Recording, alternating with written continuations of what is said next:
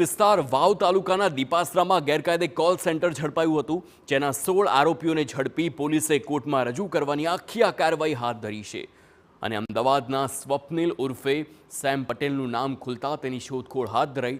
મહત્વનું છે કે મકાન માલિકના ભાઈની સતર્કતાના કારણે કોલ સેન્ટર ઝડપાયું છે. આ આરોપીઓએ સોલાર કામગીરીના નામે મકાન ભાડે લીધું હતું અને ભાડાખત કરીને લેભાગુ તત્વો મકાનમાં રહેતા હતા. જોકે મકાન માલિકના ભાઈને શંકા જતા વધુ દસ્તાવેજ માંગ્યા, ત્યારે ગલ્લા તલ્લા થતા ભુજ સાયબર ક્રાઇમમાં જાણ કરતા સમગ્ર ફ્રોડનો પર્દાફાશ થયો છે.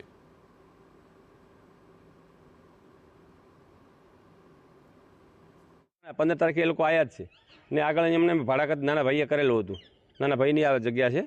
એટલે નાના ભાઈને કીધું તમે ડોક્યુમેન્ટ લઈ પોલીસને એમના બધા ડોક્યુમેન્ટ લઈને પોલીસને તમે એક જાણ કરો કે આપણે ભાડે આપતા પહેલાં હા ને. એટલે એ લોકોએ કીધું કે ભાઈ અમારે ત્યાં કંપનીમાંથી ઉપરથી આવશે એટલે એમને તમે અમારા લેટર પેડમાં ડોક્યુમેન્ટ લઈ અમે તમને બધું આપશો. એટલે મને શંકા છે તો મેં પછી પોલીસને જાણ કરી. બોર્ડર ઉપર સોલારની ઘણી બધી કંપનીઓ કામ કરવા આવવાની છે.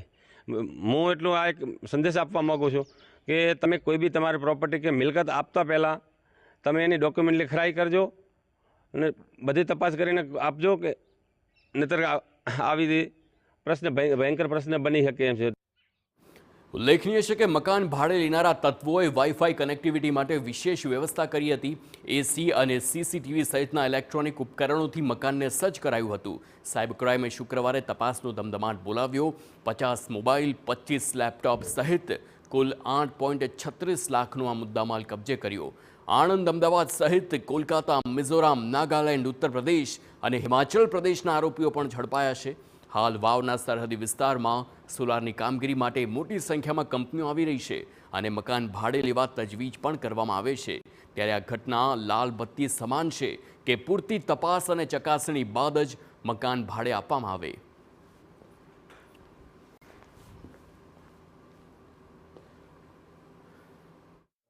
સોળ આરોપીને પકડી લીધેલા છે. 16 આરોપીઓને પકડેલ છે અને એક આરોપી અમારો પકડવાનો બાકી છે. જે મેઇન આરોપી છે સ્વપ્નિલ સેમ પટેલ, અમદાવાદનો રહેવાસી છે, આને પકડવાનો બાકી છે.